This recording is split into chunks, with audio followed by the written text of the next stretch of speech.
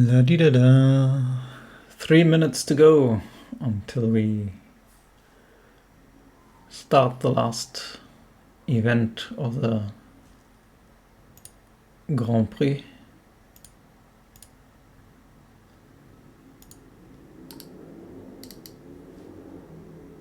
Apparently it's the 5th leg, not the 4th. That's a good start. 5th leg. Let's change the stream title.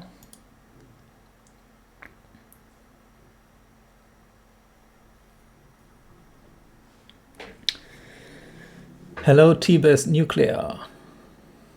Welcome to the stream.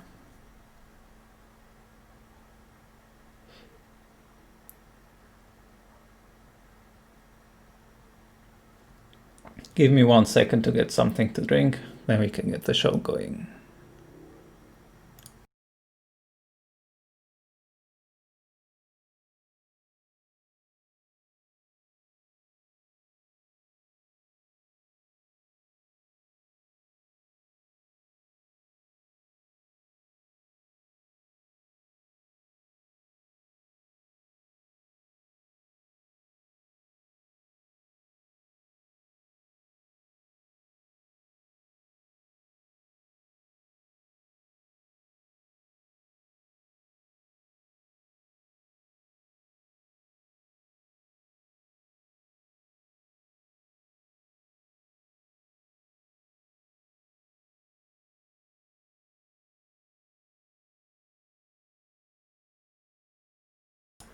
Hello Palsy, hello everyone. This is the final leg of the TCL Grand Prix. Sadly, I do not have the current standings anywhere. I should have probably have dug those out previously, but we'll have to do without them. I tried to set up some sort of streaming setup. I have no idea whether it will work out. Can you hear me okay, etc.? Is the sound fine?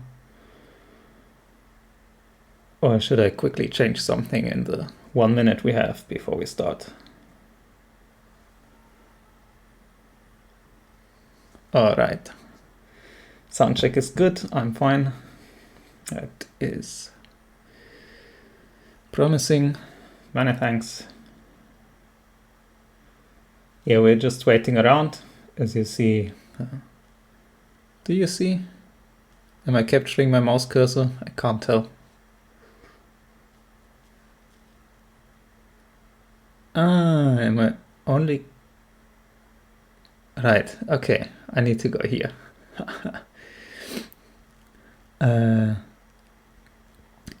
As you see, the tournament starts in roughly 20 seconds. So, let's have some fun. Play chess. Well, I'm not playing, but you are, hopefully.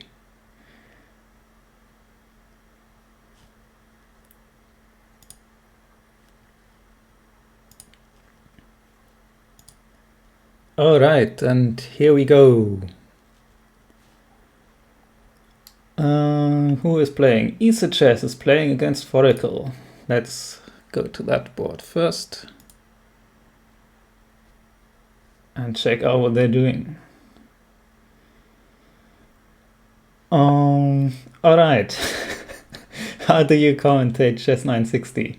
He's playing his rook pawn first, which isn't a rook pawn but the knight pawn, but the rook is behind it. And Pulsey has a buy. Fair enough. Okay, I have no idea what's going on in this position, which was to be expected, I suppose. Easy Chess is taking their time to think about a move, which is probably too long. Like Foracle is just gonna flag them at this pace. And this position is very wild. Yeah, I would really prefer to commentate actual chess. What is going on? How are you gonna develop the bishop from g8 would be my first concern. Easy Chess went by pushing f3. trying to get it out that way. Foracle is moving his knight a second time in the opening. I suppose the idea is to prepare e5 quickly to dominate the center, as EasyChess seems more focused on developing the pieces than getting pawns into the center. I'm not sure what's the superior strategy, whether you should be focused on getting a solid pawn structure or on getting the pieces out as fast as possible. But so far it looks like Foracle's plan is working out better, since e5 is coming soon and White's pieces are just going to get pushed back, so perhaps they were developed too quickly. White can castle here, but I'm not sure how much it actually helps. Black might decide to push the h-pawn early. An important part of chess 960 that I've learned at some point is that you should delay castling for a long time. So so you're left with the opportunity to castle to the other wing, because the king can teleport quite far. So like if Foracle were to start attacking with h and g-pawn very early, and White hasn't castled yet, then he can castle long and teleport his king to c1. But okay, EasyChess decides to castle early. Foracle develops naturally and gets a sort of reasonable position by now. Looks pretty decent what he has built up here. The knight on c8 is still a bit awkward, but it can get to d6 in one move, so that's not a big problem. So I suppose the strangest piece at the moment is the queen on a8, which doesn't really have a big future anywhere. And, well, the flip side is, of course, EasyChess has the same problem with their queen on a1. So they have been pushing their queenside pawns, which in turn also helps Foracle. So he seems to be doing quite well here. Has the center, has all pieces on relatively natural squares. The bishop on d8 is a bit stupid, but okay, you can't have two good bishops and a good pawn structure and everything else. Or you can, but not if the opponent is also moving. So the dust has settled a bit. We have Foracle with a very natural pawn structure in the center. EasyChess still slightly in development, but appears to just have blundered the b5 pawn. Unless there's something important I'm missing. EasyChess pushed b5 and Foracle just took it. Whoops. Perhaps this was the point. Now the b file is open. AB could come next, and EasyChess has somewhat succeeded in activating the queenside heavy pieces. But as said previously, of course, that also means Foracle now has the b file just the same. So it's probably not worth to sacrifice 2 pawns for it. Alright, there's a huge rating difference and a huge time difference at this point, which will cause some issues for EasyChess, who might at this point just be forced to make some moves quickly to be able to, well, not flag. Foracle with an over 1 minute time edge is firmly in the driver's seat here, protecting his pieces, having no weaknesses. Now the bishop on d8 actually makes some sort of sense, since it protects the pawn on a5, keeps the a file closed. And hello Schreckmated, yes, fake Isa is playing, real Isa is commentating. I don't have much chess content to deliver, sadly, because I don't understand what's going on, so I'm just doing play-by-play. I hope nobody minds that. I'll probably go king h8 as well at some point to unpin the d-pawn, and Foracle does so. Well, I made a chess comment, amazing. Did this blunder something? No.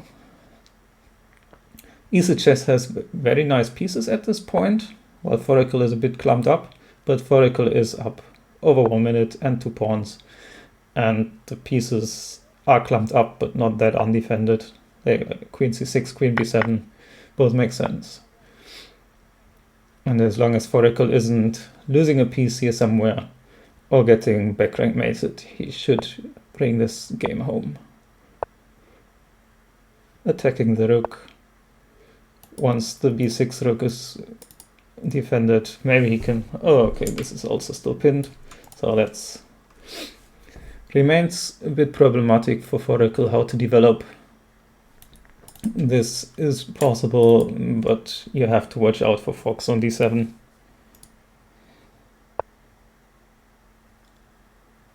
And Foracle brings his bishop back. That's a curious choice.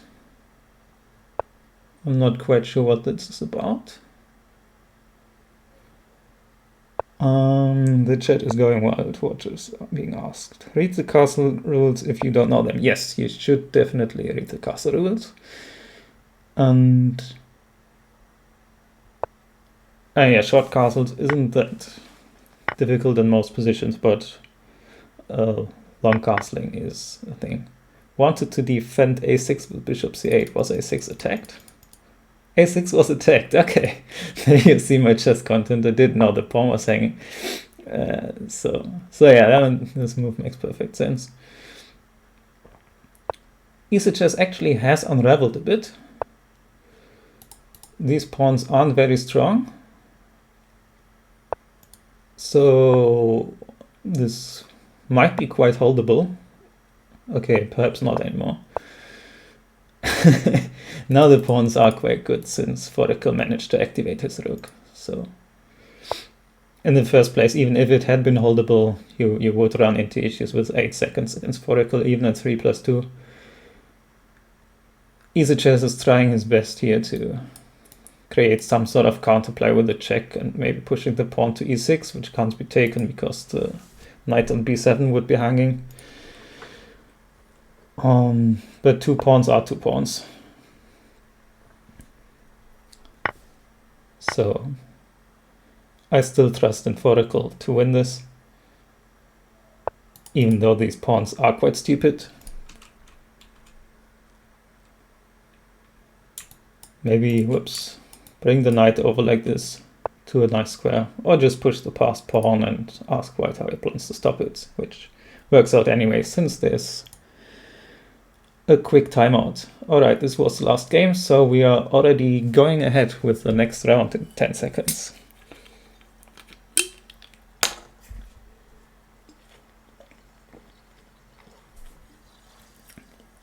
Let me check whether we had any great upsets.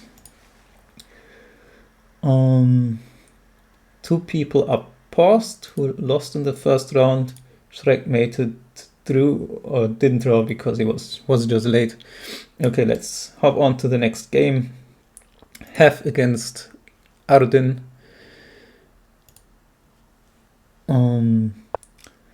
Hef waited a bit with his first move, trying to figure out what the position is, what would be appropriate. I agree that fianchetting the bishop and making it oppose the queen is probably a good plan. In general, in 360, when I play it, I always fianchetto my bishop, at least one of them, because they tend to be on such awkward squares that getting them somewhere around here is quite sensible. Again, we have sort of a contrast of one player pushing the center pawns while the other is going for more of a hypermodern approach, where, as said, I'm not a 360 expert. I'm not sure which of these approaches is better. Presumably it depends on the position, but yeah, I have no idea what would be appropriate. Hef completes the double fianchetto, as well as like creating this battery with bishop and queen, which does target the weak knight on e5, and after knight f3 it's forced to trade off. Okay, what's happening here? I missed this, and the queen goes back to take the knight on f3, and he wins a pawn. Very nice tactics by Hephaestus, who seems to be outplaying Ardin for the moment. The proud early advanced center pawns are no more. This guy is quite weak, could just be taken, although there might be bishop c6 and the bishop is hanging. Am I missing something?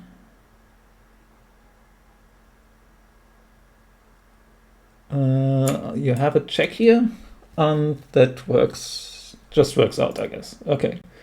So in this game, I guess the approach of pushing the two central pawns early on turned out to be wrong, as the quick development with the double fianchetto that Hephaestus went for just picked up the 2 pawns in the center. And Ardyn now has castled, but his king isn't really any safe. The queen is stuck on a8 and will never really get out, because Hef is dominating this diagonal and happy to trade any time. And now he just needs to get his knight into the game in some way. And not blunder an exchange in the process, I suppose, because this rook might just be gone. Which isn't the ultimate catastrophe, but you would have preferred not to do this. White could castle shorty, which actually looks quite good to me. Just say, okay, whatever, I blundered this exchange, I'll activate my rook. I'm an idiot and somehow managed to miss that this knight can just cover. There you see my excellent chess content.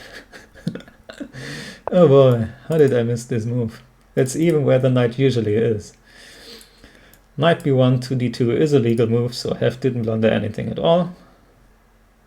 Then again, I'm not sure why he spent so long on this move, because when you see it, it's not that difficult to play, I would think. Perhaps he was unhappy with putting his king into the center, where it is now sort of stuck. But some sort of e4 move should be quite fine, as Ardyn has no way of targeting these dark squares, which nominally are quite weak, and bishop c6, which was a threat, is not a threat anymore, since the pawn blocks the bishop diagonal, so g2 isn't hanging. a6 is a curious choice. Okay, Ardyn found one way to activate his queen, and try to target the dark squares, which are a whole big bunch of holes, basically. Some sort of attempt to get in here would be nice. Currently the queen covers it, but these types of moves could enable the black queen to invade.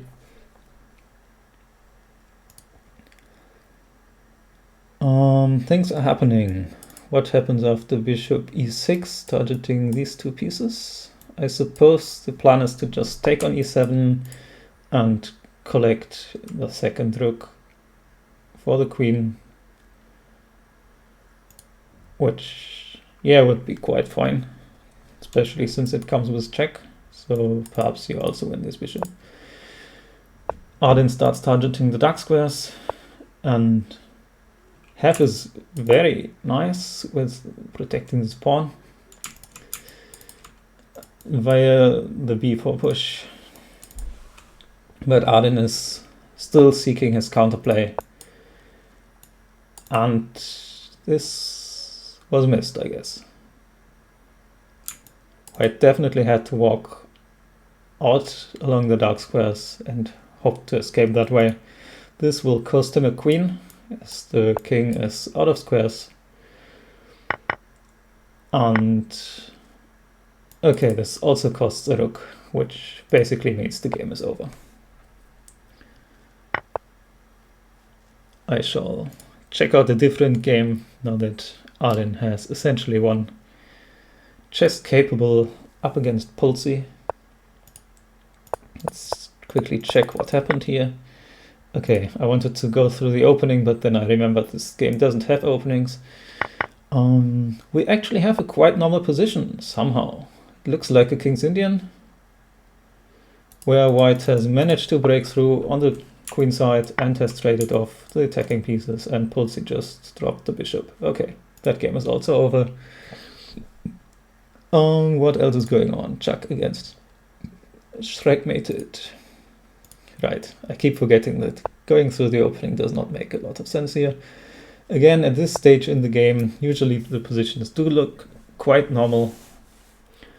And white just is down a pawn, but on a huge offensive, and the knight on a8 is very stupid. I would assume it started on a8 and simply never moved, because I'm not sure why you would ever play knight a8 else. Chuck wins his pawn back, as was to be expected with a huge difference in piece activity. The bishop might go back to c2 to stay on this diagonal.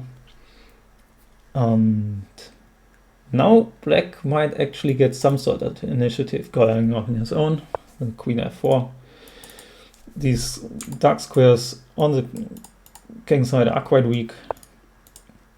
Chuck does seek out the queen trade, and Checkmated instantly rejects it. Might not even really have realized that there was a queen trade on offer. Or did he? And just decided that he's winning this way, which he might. The bishop was hanging, but the knight is also hanging. This bishop is sort of weak. White has some threats. I would probably just have played queen d3 check to get the pieces straightened, but on the other hand, that would give white 3 connected passed pawns on the queen side, so it's presumably better to do. This was queen h1 check wins the queen, queen f1 check drops the queen, checkmated, drops the game in one move, which is very regrettable. Foracle up against T-Best in a huge time trouble. Foracle is up 2 pawns. This guy is hard to collect. Do you just take it and pretend you're fine? No, you can't. Every piece would trade on e6, and the resulting pawn endgame is trivially 1 for white. Now Foracle is calculating whether he can get away with e7, I assume. No, he's not. He's sacking the c pawn. I'm not sure what that was about. Perhaps just to free up a square here, in case he's getting more checks. Now he's up a bishop for a pawn, and his clock isn't wild, but Foracle is very fast. So this should not be too much of an issue for him. This pawn is gonna drop sometime soon. You can't actually target this bishop anytime soon. You would have to walk a long way. T-Best is doing his best to cause complications, but Foracle just pushes his queenside pawns, is activating his king. Now can bring his rook into the game, defend his pawn with bishop down. Okay, we have rook bishop against rook, which is theoretically drawn, but there's also a pawn, which makes it theoretically 1, I would assume. In any case, defending this is very tough. So I would think Foracle is gonna do it. Hello Arudin, welcome back. That was quite an interesting game you just had. Sort of being lost the entire path and then winning a queen and a rook in 2 moves.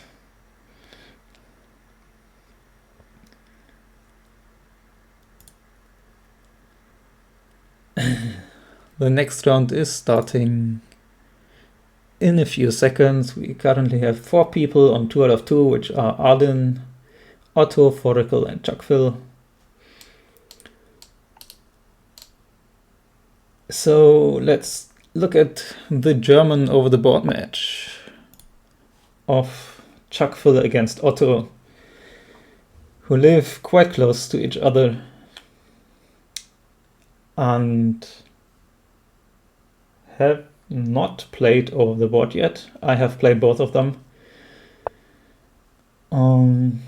Chuck made his first move quite fast, and Otto just waited to ascertain the position first. Again, it's a huge mess. This bishop is automatically fianchettoed, and he's fianchettoing the second one as well. So this will be a double fianchetto by both players, presumably. This is a threat, and you can't actually do anything about it because knight h6 just gets taken. That's the problem for black. Is he just lost? Do you have to push a pawn and then accept that knight f7, king d7 is forced in some capacity, but then you're always dropping the bishop on h8, which was not defended at the start. Chuck with a very nice tactics of just saying, okay, I move my knight a second time because there is a juicy square on f7 defended by nothing, targeting two squares. You can't defend the square either. And yeah, black looks like he's already falling apart here.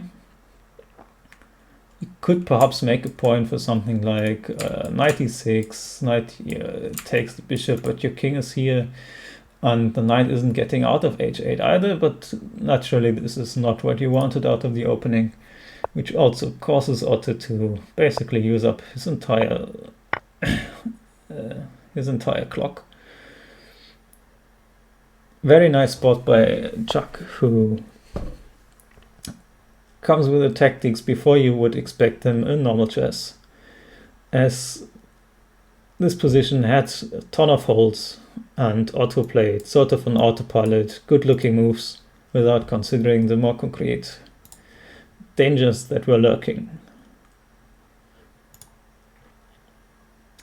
Now he's down a bishop, might get this piece back, but it will be an ordeal, perhaps via d6, knight out, and then the rook can take on h8. But in any case, this king is stuck on e7 and is not getting anywhere safe ever, so white is well advised to push the central pawns, get these pieces into the game. I'm very colorful, and okay, the knight goes to e3 instead. Same idea, just develop now, have black lose some time trying to recapture his piece and break open the position in the center as fast as possible, then castle, as you still can't castle. Even short castling is still legal, which would teleport the rook here and the king here, which is odd. Okay, I assume Chunk is not gonna short castle anymore. This does give up a pawn, which can just be taken. But okay, you're presumably happy here, giving up a pawn. I'm blind, I'm actually attacking a rook. So this does not give up anything, it forces bishop b7, after which you can trade, then take here, take on f5, with check, win a pawn, and follow up with rook g1, rook g7 to break into the black position and target this horrendous king, which will be stuck on the center forever. Even if this position wasn't terrible for Otto, his clock would be quite bad. The both of them coming together is poor. Jay Wells writes autopilot into the chat, which indeed, yes, is what happened here.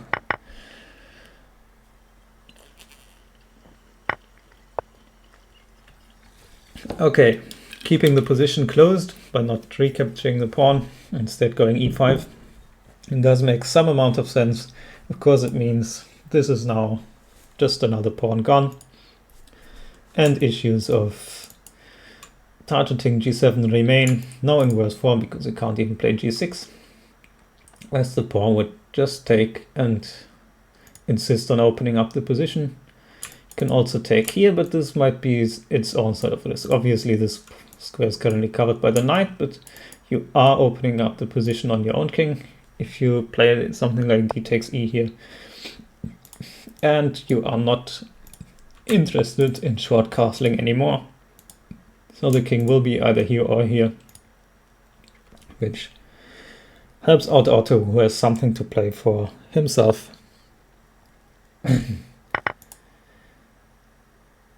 He rescues his knight somewhat, winning another pawn in the process. The silver lining for Otto remains that Black's king is now actually quite decent, and White has all his pieces still sort of stuck. So these weak squares aren't the biggest threat for the moment, while Black is quite developed, can open up the center himself, bring his rook somewhere, and say, actually, it's the White king who is stuck in the center now and has its issues.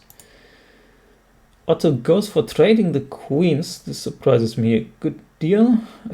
I was thinking he should go for mate, but perhaps he didn't see anything, or he was too concerned about White going like knight here, bishop here, and checkmating first. It's quite unclear to me, but okay. Again, the main story of this position will be that Otto is down quite a bit of time and is not the best blitzer on the planet. So if Chuck just moves quickly, this combined with the 2 extra pawns, which are quite useful, should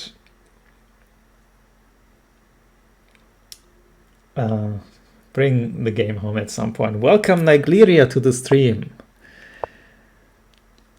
A very unexpected guest saying 3 + 2 is not necessary, just 3 is fine since chess 3 is backwards compatible. This is a joke that nobody other than me will get. But I appreciate it. Thank you. Chuck wins on time in the meantime with another nice tactic, attacking the rook. One game is still going. It is Arden against Foracle, the top board. Let's see whether we will have a second player get to 3 out of 3, as things are happening. Foracle is up a pawn, but his pieces are horrendous, and this pawn is very, very strong. Or is it just dropping? I take everything back. This pawn is very weak. Has to be defended. And might fall after, the knight goes back. Arden just won his last game after being completely lost and winning a queen and a rook in 2 successive turns. So he swindles again and collects a rook. Good job, Arden. You are very good at these quick, simple tactics. So the next pairing at the top board will be between Arden and Chuck, both on 3 out of 3, and will give a clear hint as to who might be the tournament winner in things to come. Schreckmated did not get the joke. Nigleria has developed chess 3 after the great success of chess 2. He wanted to make an even better game.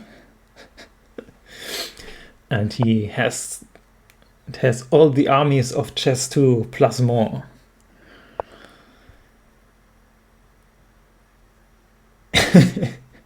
I was a bit confused about b3 because there's not actually a bishop here to differentiate, but Black was sort of attacking the pawn on c4, and I guess Arden did not want to play d3 as that would lock in his bishop on b1. Things are happening. I have, as usual, no idea what this position is. This bishop is really stupid. Well, Black has sort of made both of his do something, maybe? Chuck is the one pushing in the center first this time around. Trades are happening. How do you activate this bishop on g1? Perhaps by h3, bishop h2? That will make some amount of sense.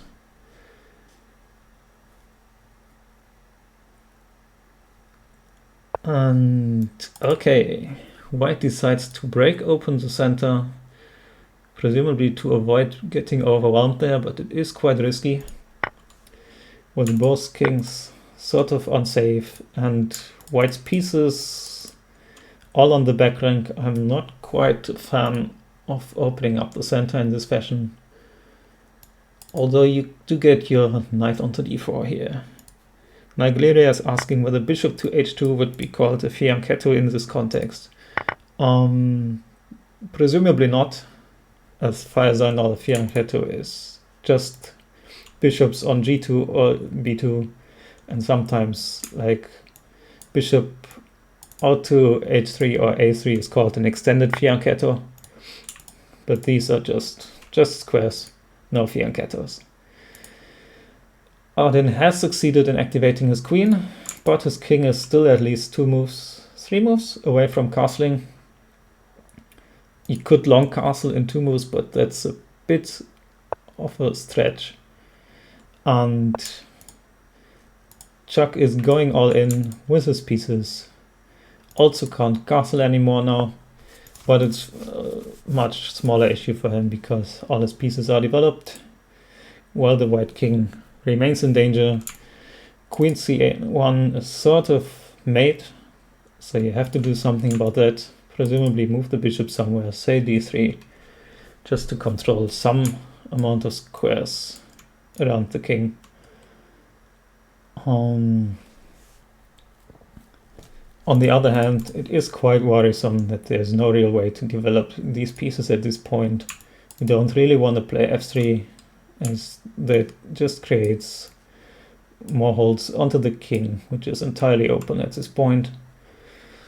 So perhaps I'm missing the entire time that the rook is hanging on a1, which explains why Arden was thinking for so long.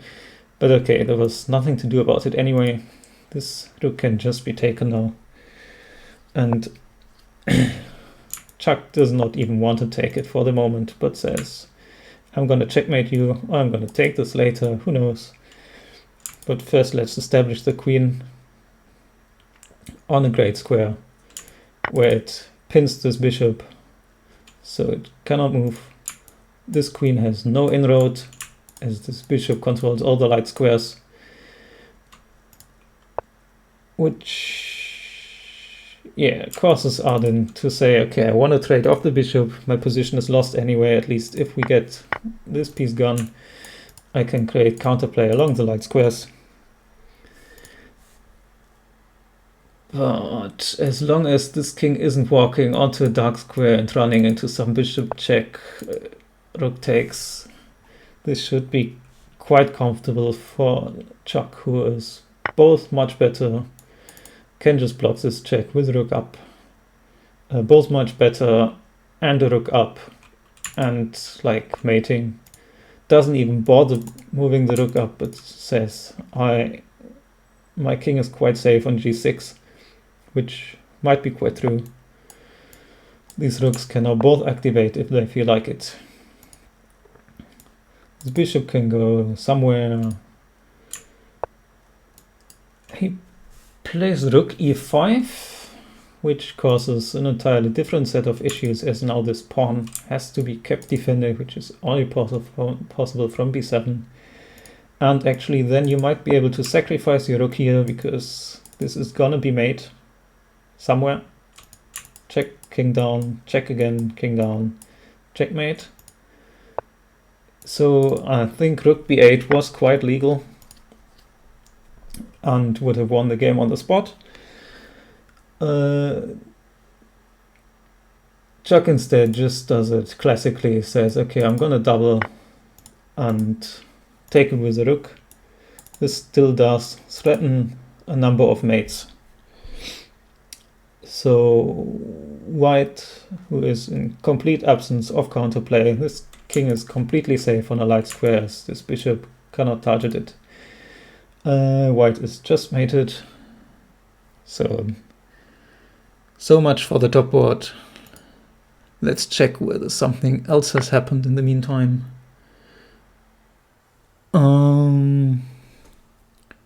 Foracle is already done and has won his game, so he is also on 3 out of 4. Yeah, like rook g4 should be made somewhere, queen here, rook here should also be made somewhere. I trust in Chuck to figure this one out. Who else is playing?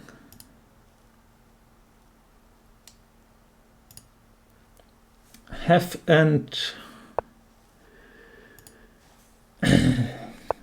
Otto have a completely irrational position. I have zero idea what's going on.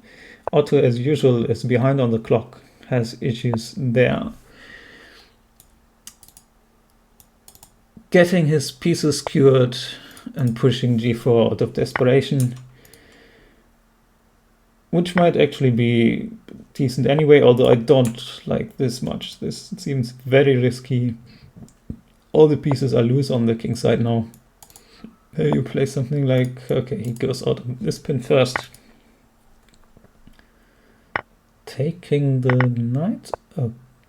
Okay, now Otto has a pretty comfortable position, I guess. Up a pawn, got the center, will take the h file when he needs it. And Otto is just moving around a bit to figure out his clock. Perfectly valid. This was a quite nice move, as b5 was to be expected. Now you can play rook c2, target this pawn as well. Either bring the rook in here or bring it back. And Hef is creating quite a bit of counterplay, I have to say. Quite nice how he's handling this rook ending down a pawn by getting his rooks active before Otto has consolidated his position. I'm a bit confused about going. I guess the point wasn't to avoid this check, as the rooks was pinned anyway. This is happening all too fast for me to talk about. I am not Astane, so I am not gonna be able to keep up with the time travel happening here. But Otto is just sort of flagging, which makes my job easier. This should be winning for white, I would assume, because this pawn is too strong, this rook is coming in, then this king is able to come in, and this pawn is quite far back. You can now go rook d4. Now you can't go rook d4 anymore, which is a bit bothersome. Can't you sack and then push this pawn and sack back and just draw? The rook had no way of actually contesting. You can still do it. It's like the same position. Okay, this time the king is square further back. You go up. This is just a draw. You queen. Neither player is gonna win this. Good job to both. This was quite a complicated rook endgame, and this seems to have been handled quite decently. White was winning, says Foracle, which, yeah, I would assume was the case, but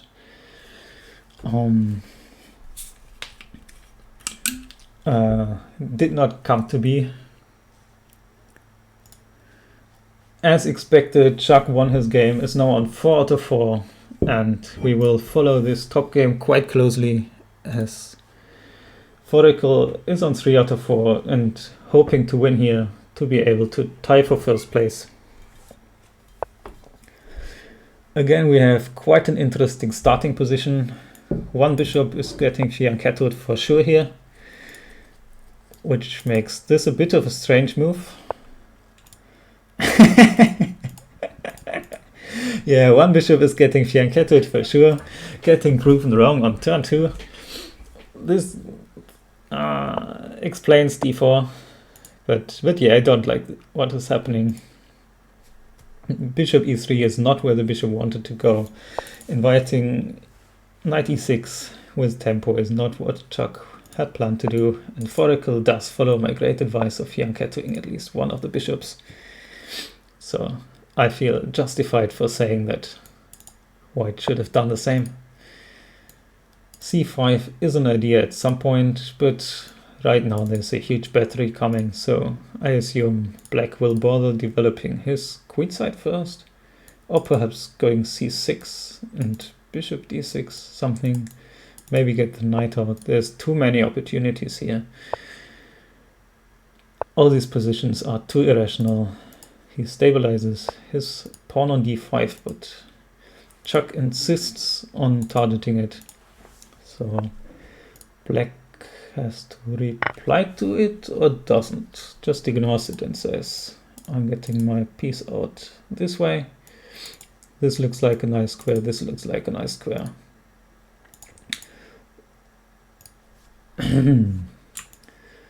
Currently controlled, but I would assume the knight does go to d6 as it has a lot of future potential from there. Chuck is getting ready to castle, which does make sense. Although it is... Yeah, I'm not quite sure. Is this also just to develop the queen in some fashion, or does he want to get his knight into the game? He could go knight g7 and is now covering the square twice to get these knights into the game, but for now he gets a bishop off the back rank. I'm not that happy about castling long here, as all the pieces, whoops, are aiming at this king if it castles long, so I don't know, if anything I'm pushing the h-pawn down the board, I guess, and saying, okay, I have my own trumps, but all of this is quite dangerous. He plays knight f5 without preparation. Fair enough, just saying you are free to take, I get the bishop pair, open up the g-file, and shall contest you in that way. My chat just said welcome to the chat room, so I assume I was disconnected for a moment. I hope I did not drop any frames. No, it says 0 drop frames. If someone said anything in the chat while I was disconnected from the chat, it would be appreciated if you could repeat it. I would have missed it.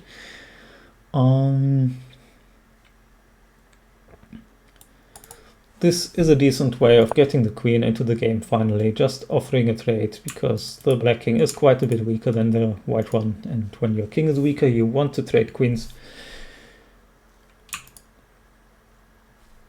For the same reasons, Chuck avoids the trade, targets the knight, but now e5 is in the air, which Chuck says, I am first. And okay, Foracle feels forced to block the e-pawn again, this time with his knight. Gets to castle, but these pieces are all quite good. This pawn structure is solid. The rooks are where they want to be. And trouble is brewing on the e-file. Strikemated says he's having a lot of fun, which makes me happy. He's losing and still having fun. Oh, he's having fun playing. I thought he was having fun in the stream. No, he's having fun playing chess. Unbelievable. This is like when he first started playing chess. That is a very fair argument to make. You feel lost in all of these positions and to just sort of moving pieces around semi-randomly, hoping to get something you are vaguely familiar with.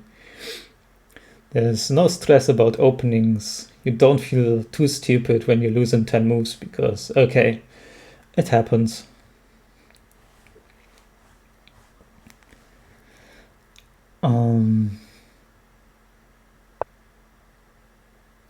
What is going on? We have a sort of normal looking position where white has lead in space. the safer king, the better pieces. And an extra minute on the clock. Foraker is massively behind on time, which I did not notice up till now, as that is not something which usually happens.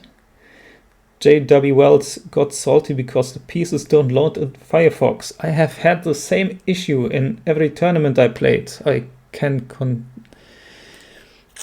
confirm. Sometimes pieces don't load, sometimes I get an entirely black board. Sometimes I see the white pieces, but not the black pieces. There's a lot of something's going on with Firefox. And the chess pieces on Lichess at the moment. I don't know how to solve it other than switch your browser. I have had the same issue, and now I'm just doing these tournaments on Microsoft Edge, which is perfectly valid. I'm also currently streaming for an Edge, so whatever.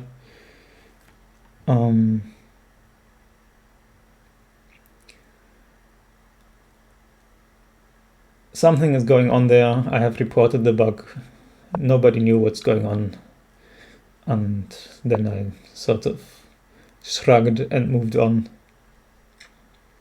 But yeah, there is something going on with Firefox and Lichess, especially in tournaments. Knight a1, not the move you want to play, but knight going here would drop the b-pawn. And okay, instead he drops the d-pawn.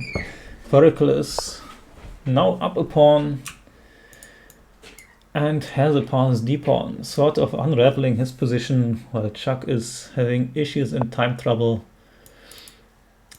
Chuck tries to trade rooks and succeeds, I have to say, but is still stuck with his knight, which has to get out and can't really get out because it would interrupt the defense of the pawn. So he plays b3.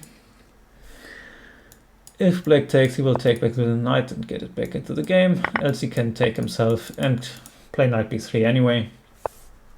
This time the defense of the pawn is secured. Black will try to push his d-pawn. White, I want to say, will try to get at the black king, but it's quite safe at this moment because the dark squares can't be targeted and the light squares are rock solid. The knight on e6 now makes a lot of sense and gets deeper into the position, unless it gets traded off. And black somehow ended up with connected passes and an edge on the clock. What happened to the minute lead that Chuck had previously? Sad life. The king remains safe, the dark square is not. And there's a queen gone. This means Chuck and Foraker are tied for first place. Hef is in third with 3.5. Arden could still get to 3. No, he can't. No, he cannot get to 3. He can't get to 4, sorry. He is on 3, he can't get to 4. Otto and Hef are now in shared third place with 3.5 each, and Foraker Chuck just played on first place, so the games will be between 1 and 3rd place and 2nd and 4th place.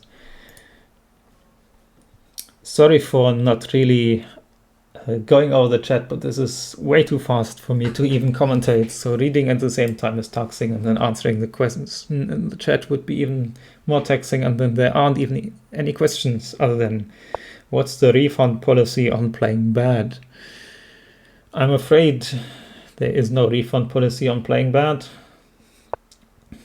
The only thing you can get is in chess is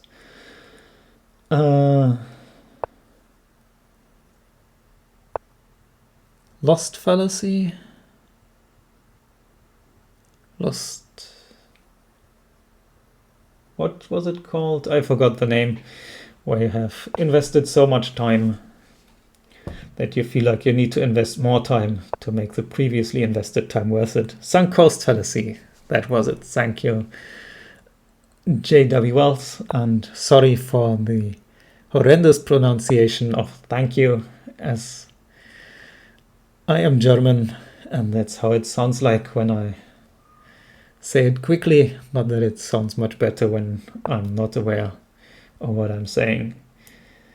E takes d6 would be legal, but why would you do it?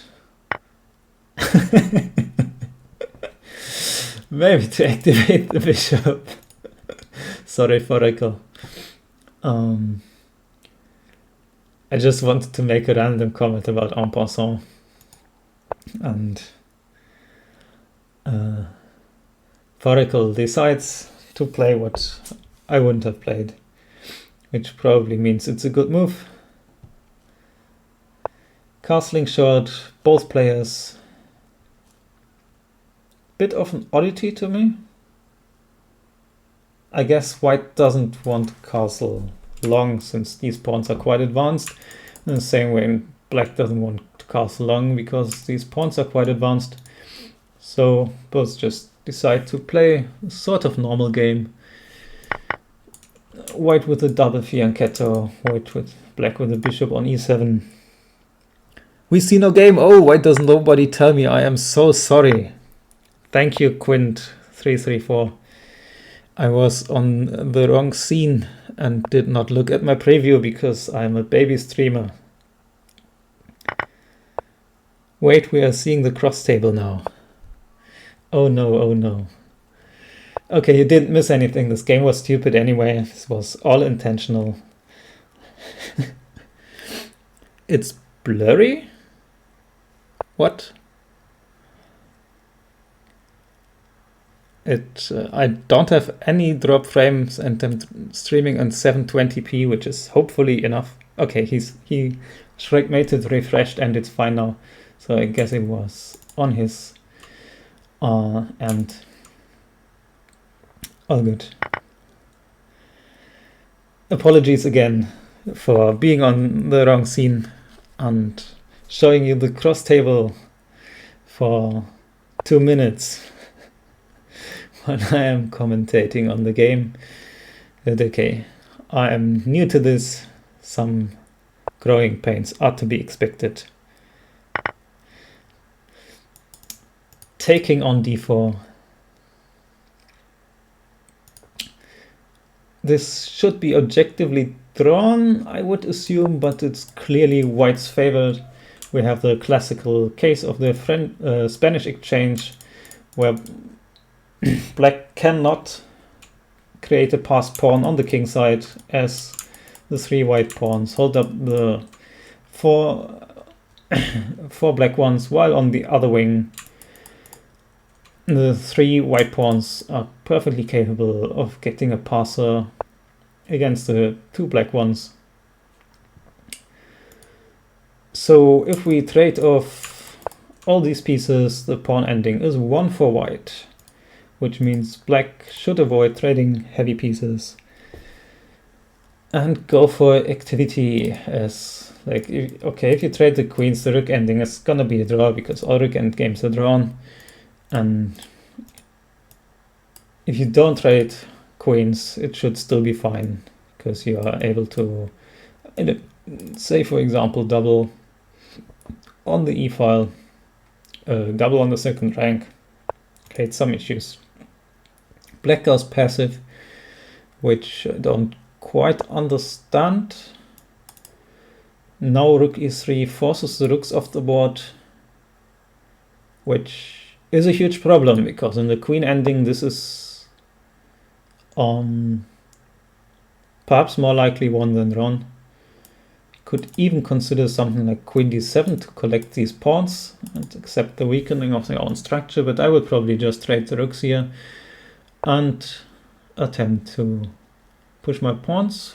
White goes for activity instead, and okay, black decides to trade. I would have gone out of the way somewhere to keep the rooks on the board.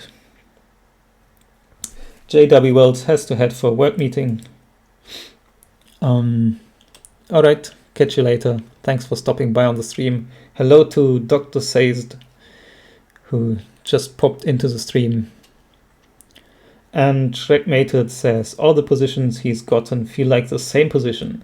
Yes, this is something that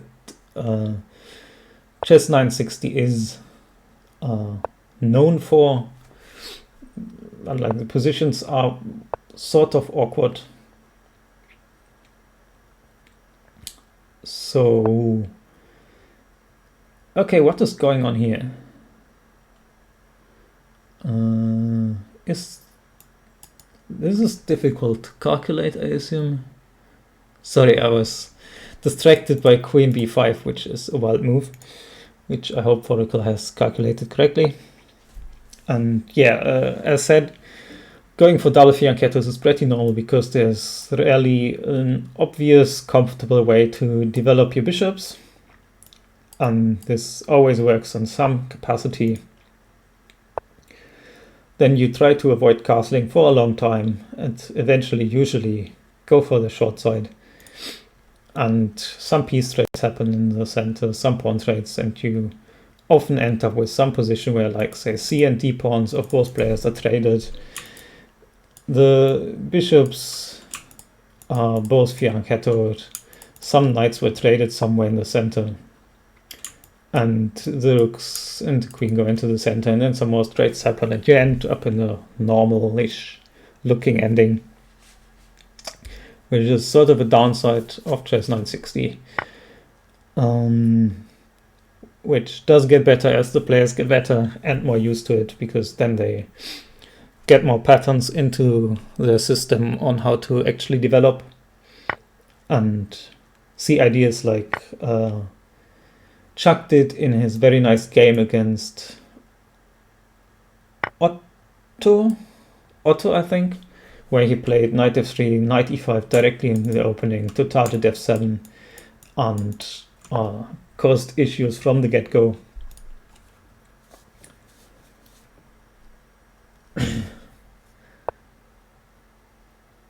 Okay, let's talk about the game at hand again. What is going on? We have a queen ending with equal pawns, where black just gave up a pawn to weaken the white king, and because he assumes he's getting the h4 pawn anytime he wants. White is pushing here, and the passed pawn is massive in queen endings. It's much more important to have a high quality passer than it is to have an extra pawn even, as the queen is a really bad defender, since you can always go like queen here, push pawn, queen here, push pawn, queen here, push pawn, while the enemy queen is powerless to stop your pawn pushes. On the other hand, presumably the objective value of the position is irrelevant here, as both players are on 2 seconds and just making random moves. This drops the pawn, I guess, but he doesn't take it, and instead gives a check from here, just going for some sort of perpetual, which is fair enough if it works. If it doesn't work, it's not fair enough. Now the pawn is pushing 1 square further, and there's not actually another check. White can give a check here, which he doesn't do. And yeah, now what comes into play? What I said. The queen gets to d7. Black queen cannot control, but okay, here the black king is close enough, so he would be able to just trade and go king e7 afterwards to perhaps even win the pawn ending. This now is just one. And that was the last game. Pulsi was absent and did not get a pairing in the 6th round for some reason, after already having a bye previously. There are 4 people paused. I hope that does not cause any issues with the Swiss system, but okay, this is like the last round. We have Foracle. Okay, let's get back to this. We have Foracle in first place currently on 5 points out of 6 rounds. In second place, Hef on 4.5. And then still in contention for first place are Ardin and Chuck. Actually not in contention for first place. This will be the game that decides who gets... I remember switching the source this time. Good job, me. This will be the game that decides who will get first place in the Chess 960 portion of the Grand Prix, as Foracle is on 5 points, Have on 4.5, and shared third place is on 4 points. So if Foracle wins, obviously he gets first place. If Foracle draws, he is on 5.5 and can't be caught by the players on 4 points either. And if Foracle loses, then Have is on 5.5 and can't be caught by the players on 4.5 either. So this game will decide the standings.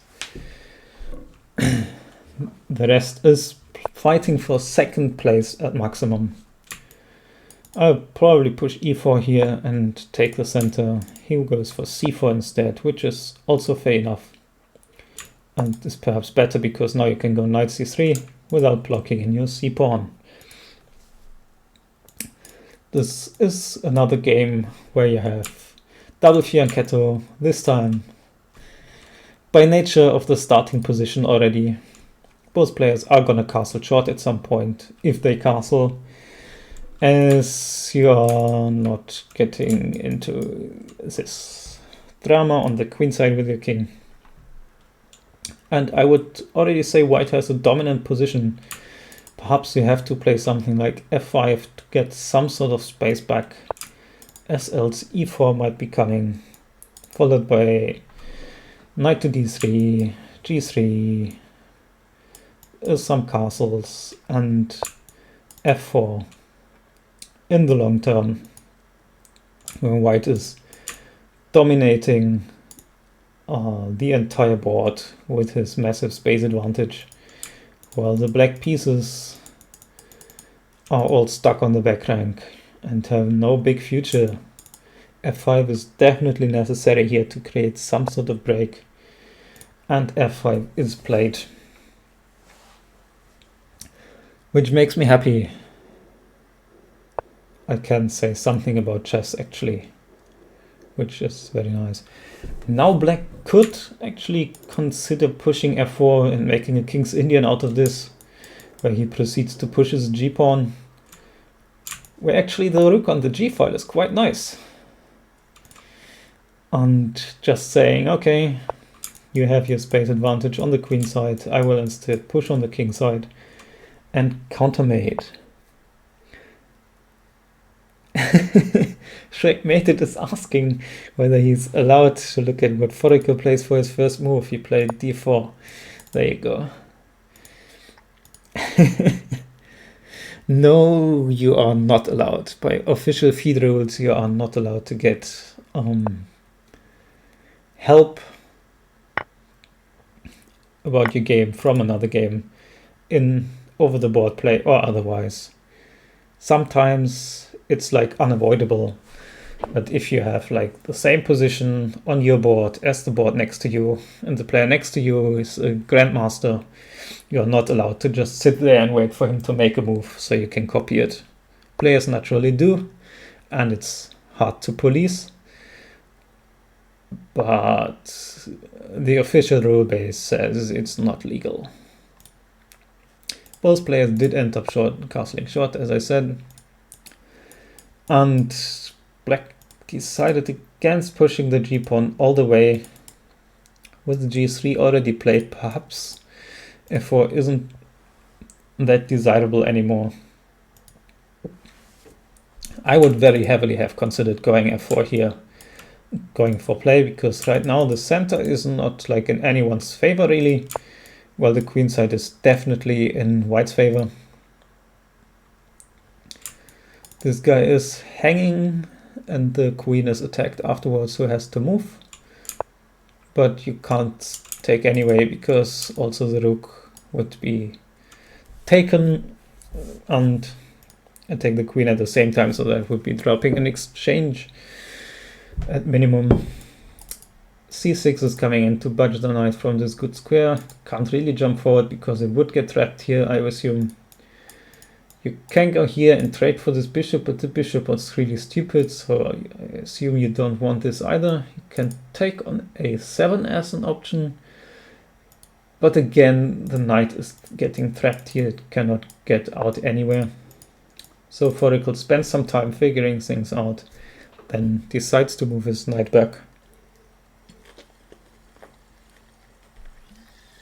And I have to drink a bit because I'm running out of my voice.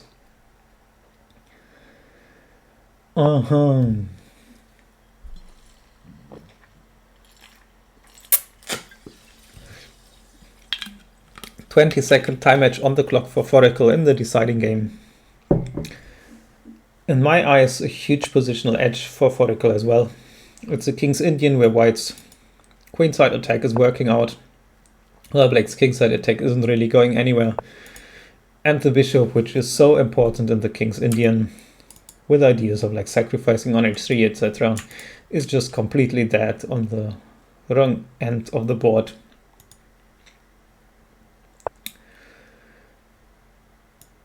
This is even an option at some point, perhaps. It's not something you want to play anytime soon, as it gives up this rather important e6 square. But it is a thing to consider. I assumed you would take with the knight, even though that gives White the opportunity to trade off his weak bishop, but now instead we have a transformation of advantages. Now we get a backwards d-pawn, and White can just triple and attack this pawn with all his might. Decides against rippling and instead says he is attacking on f5, which may or may not have been missed. I'm very confused about a3 here. Whether I'm missing something big or something. I would have taken here and gone ahead with that. But okay, both players are in time trouble again. This is a worthy final match. Both players in time trouble. White seems to be crashing through at this point, however, as d6 is now also hanging. a5 is weak. You can just take this pawn on e5 with check. Can't be taken back because the rook is hanging. So now you just trade another set of bishops, give another check. Again, the pawn can't be taken. So now you can just trade a bunch of stuff.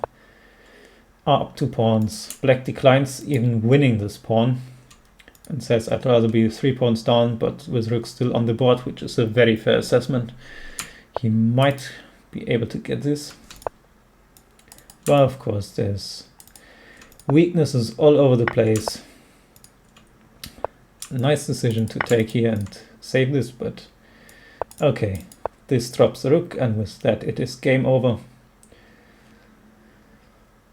Foracle takes the 360 portion. Which games are still going on? Ardin and Otto are still playing. Ardin is on 4 points and still has chances to catch second place. So let's check this game out. It is same colored bishops, but just 1 extra pawn, which is quite difficult to win. But Ardin has the right idea. Get his king active along the dark squares as the white king is cut off. So it walks up to here, forcing the white bishop to abandon its post. And then you win this by always blocking the diagonal of the light squared bishop with your own. Just keep pushing the king. Some random shuffle moves are always fine to just gain a bit more time on the clock.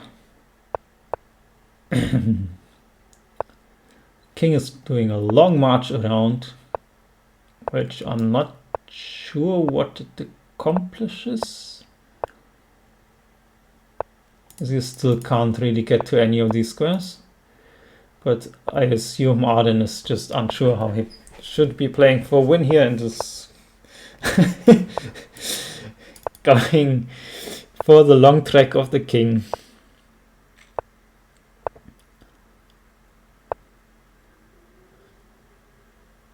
this could be going for, let me check.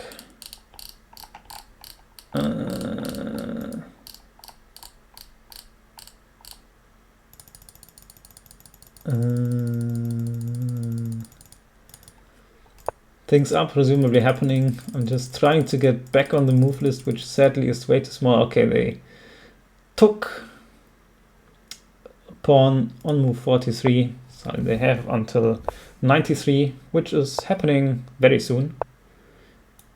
Okay, you have to push the pawn soon because 50 move rule is happening in 5 moves for the moves. And finally, Arden tricks her, sorry. The pawn can't be taken because the bishop would be dropping, so now Arden is 2 pawns up. Just take on e4. This now is a very easily winning ending. Pulsi got tricked at the end.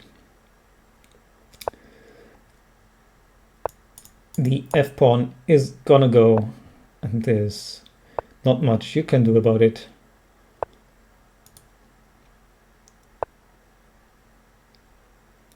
T-Best says take pawn f6 looked like a draw.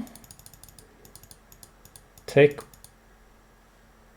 pawn takes f6, bishop d5, f7 takes king e4. This is correct. Okay. So T-Best saw this correctly, I think. That the pawn could actually be taken.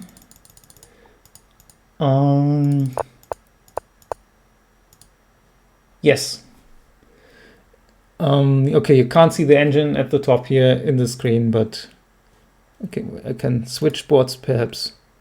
Okay, this is the wrong screen, sorry. He saw this correctly.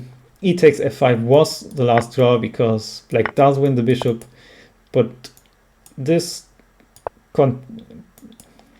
distracts the bishop from being able to defend. And now the pawn drops on a dark square. So even here at the end, after Pulsi got tricked, she still had a way of getting to the draw. Very nice spot by T-Best. Let's now check the end. Congratulations to Foracle with a dominating performance of 6 out of 7, just 1 loss against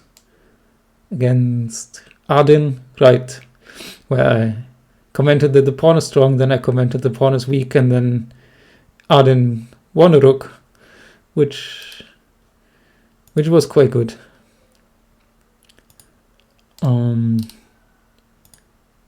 Isn't this supposed to show me? Maybe it doesn't because I don't have the screen maximized. Okay, so whatever. Foracle 6 out of 7 gets first place in yet another Grand Prix event. Is therefore, I would assume, also the first place in the final Grand Prix standings, but I don't have the Google Doc, Google Sheet, whatever it is, ready for that, so I'm not 100% sure. Second place goes to Arden, who has the same 5 points as Chuck does, but with a better tiebreaker.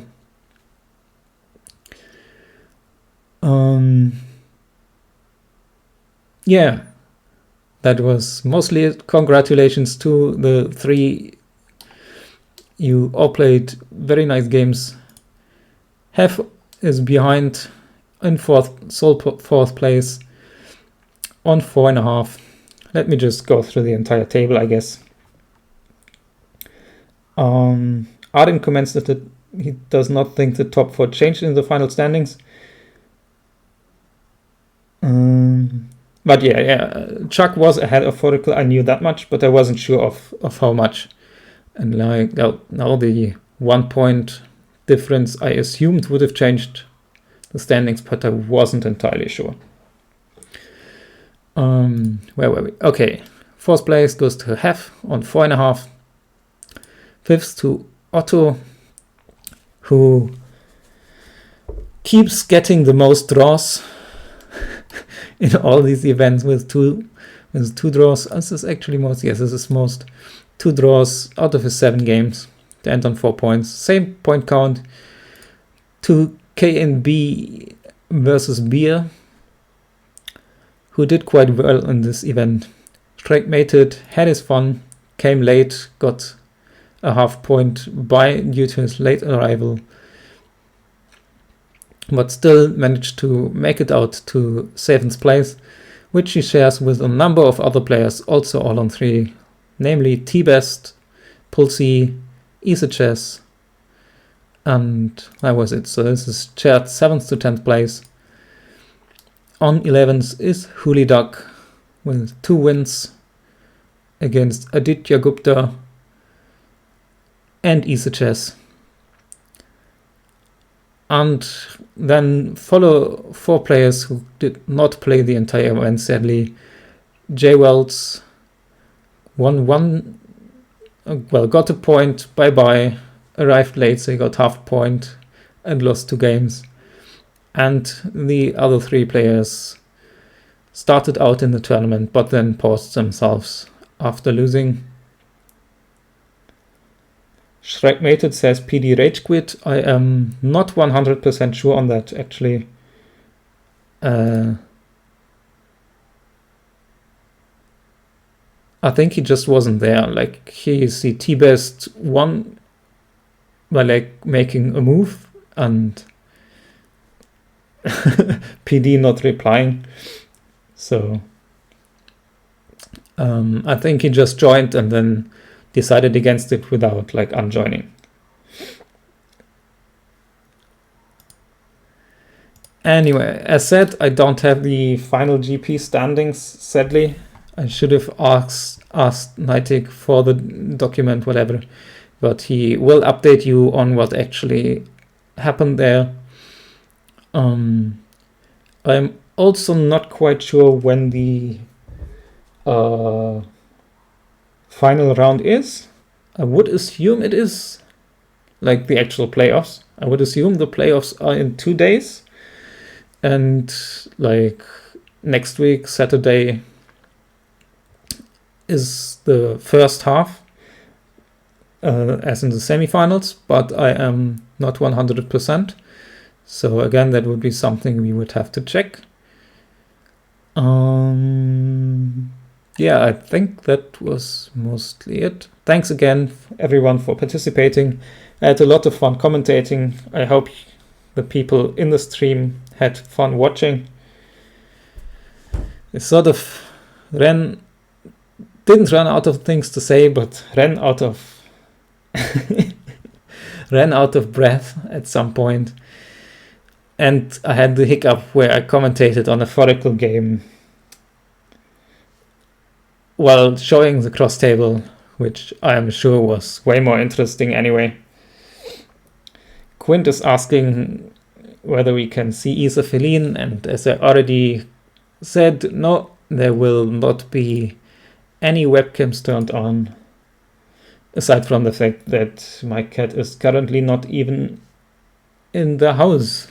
It is outside somewhere, killing some mice and delivering them to my doorstep,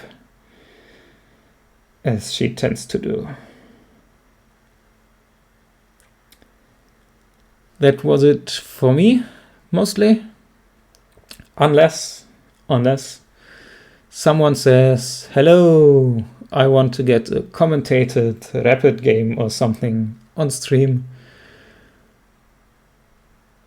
If that were to be the case, you could find an opponent and yell, and I would stick around a bit and could like commentate some 10+5 or 15+10 game where I can actually say something about the opening instead of just what is going on. I don't know what this life is. Why are these bishops here?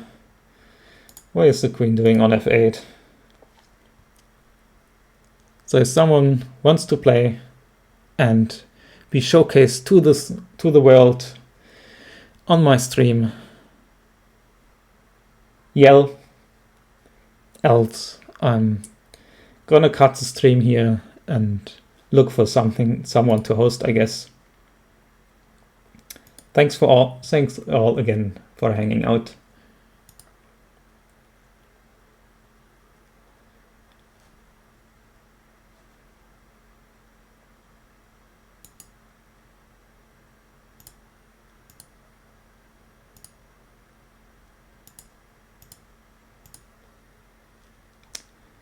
Everyone is just saying thanks for the stream, so I shall assume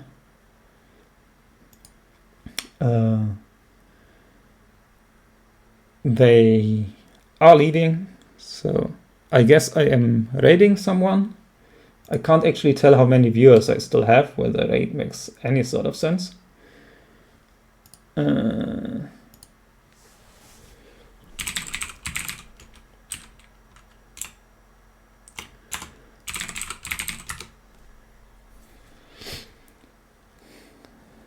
I'm quite confused why the Twitch stream dashboard just shows I'm live but does not show me how many viewers I got. But I guess we have to live with that.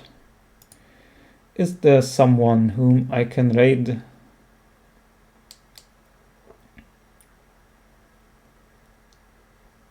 Chess Dojo is streaming. And Melanax is streaming. Grimtalon is still here. You get to choose whether I should host the Chess Dojo, which is chess, or Melanax, who's just a cool person, but not chess at all.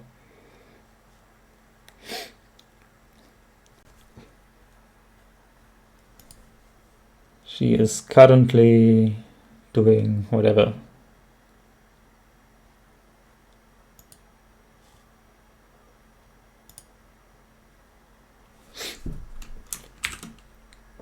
How does this even work? I think you go /rate.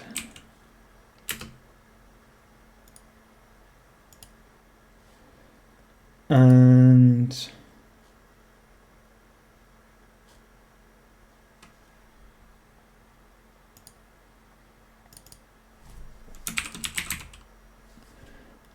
Melanax.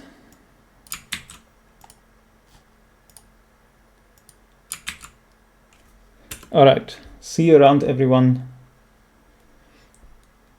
Thanks for stopping by. Thanks for playing in the event. And I hope I see you next Saturday when I assume the next leg, or so to speak, the semi-finals of the TCL Grand Prix are actually happening. Till then.